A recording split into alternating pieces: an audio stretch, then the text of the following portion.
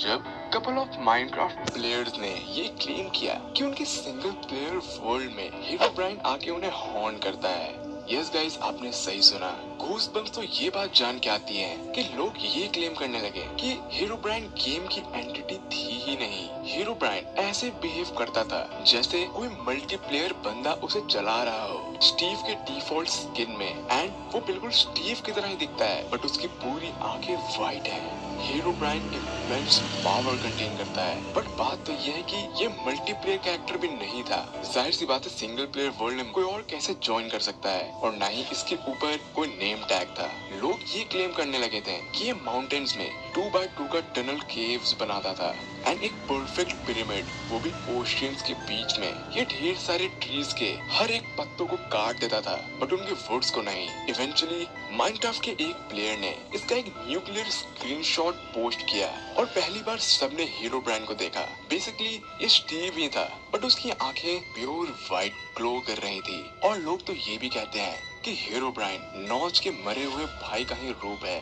Notch कौन? तो वो माइनक्राफ्ट के क्रिएटर हैं, and thus begin the legend of Herobrine, story of Herobrine। So basically ये सब स्टार्ट कहाँ से हुआ? जो कुछ भी मैंने अभी तक आपको बताया है, क्या ये सब सही में सच है? ऐसा हो सकता है? क्या माइनक्राफ्ट ने ये कंफर्म किया है? क्या ये ऑफिशियली कंफर्म्ड है कि हीरोब्राइन एक माइनक्राफ्ट एंटिटी है? तो ये सारे आंसर आपको कुछ देर में पता चल जाएंगे। हीरोब्राइन कभी भी वैनिला माइनक्राफ्ट में एग्जिस्ट नहीं किया है। अब उसकी स्टोरी को लगभग 11 साल हो चुके हैं। एक क्रीपी लेजेंड जो बस एक स्क्रीनशॉट से हाईलाइट किया गया था। बेसिकली इसके फर्स्ट इमेज को इग्नोर ही कर दिया गया था, क्योंकि ऑफ कोर्स ये स्टीव ही लग रहा था, जिसपे बस थोड़ा बहुत फोटोशॉप किया गया, राइट?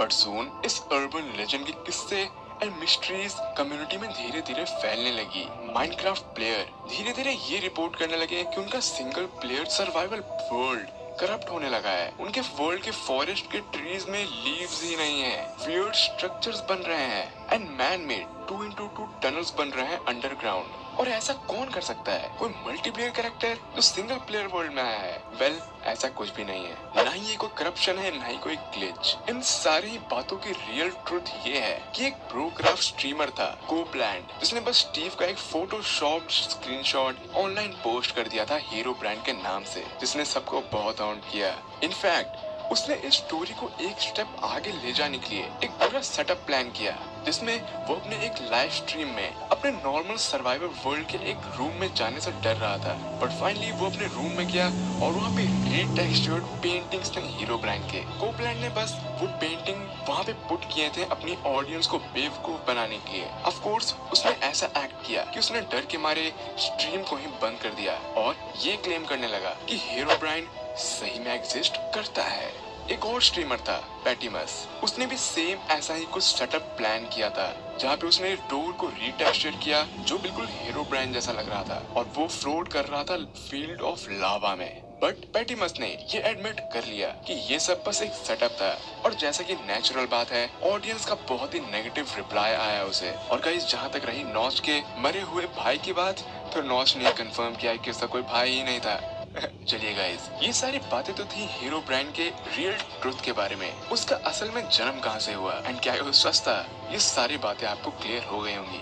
बट आज के डेट में हीरोब्राइन इतना ज्यादा फेमस है कि लोग इसे माइनक्राफ्ट का एंटिटी मानना चाहते हैं, और इसमें कुछ बुराई भी नहीं है। बंदा है ही इतना बैडएस। एज आई सेड, एक अर्बन लेजेंड, एक ऐसा बंदा जो अनलिमिटेड अमाउंट ऑफ पावर्स को पोजेस कर सकता है, स्टीव का डार्क साइड। तो इसलिए माइनक्राफ्ट कम्युनिटी में ऐसे ढेर सारे मॉड्स हैं जिनको यूज करके आप हीरोब्राइन को अपने माइनक्राफ्ट वर्ल्ड में स्पॉन करवा सकते हैं, एंड आप उसको as a Minecraft entity consider कर सकते हैं, और इसका अपना अलग ही मजा है। चलिए गाइस, अब बात करते हैं इसकी कुछ इन गेम हिस्ट्री की, और ये हिस्ट्री शायद माइनक्राफ्ट कम्युनिटी पे सबसे ज्यादा पॉपुलर हुई है अब तक। सो बेसिकली माइनक्राफ्ट के टाइम के हिसाब से 3 सेंचुरीज अगो माइनक्राफ्ट के एक छोटे से विलेज में एक बच्चा जन्म लेता है, और जैसा ही वो जन्म लिया, उसकी ग्लोइंग आंखें डॉक्टर एंड उसकी माँ दोनों को ही शॉक में डाल दिया। डॉक्टर ने तो ये कह दिया कि ये बच्चा नॉर्मल नहीं है, बल्कि डेविल्स ने इसे खुद भेजा है, और उसकी माँ भी उसको मॉन्स्टरस नजर से देख रही थी। और धीरे धीरे लोगों ने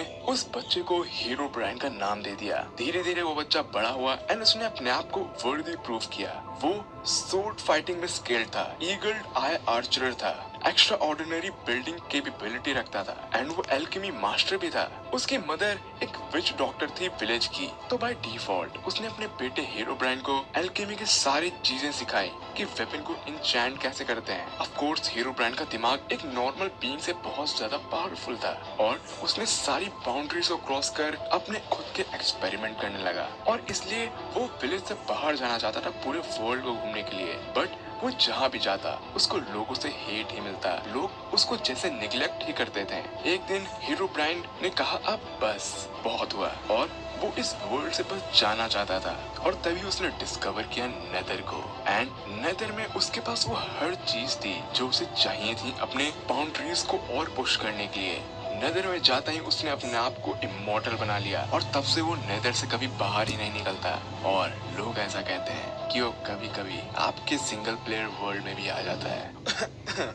सो गाइस यही थी आज की वीडियो। मैं होप करता हूँ कि आपने इस वीडियो को एंजॉय किया होगा। ऑफ कोर्स हीरोब्राइन एक बहुत ही मिस्टीरियस एंड अमेजिंग कैरेक्टर है माइनक्राफ्ट वर्ल्ड में एंड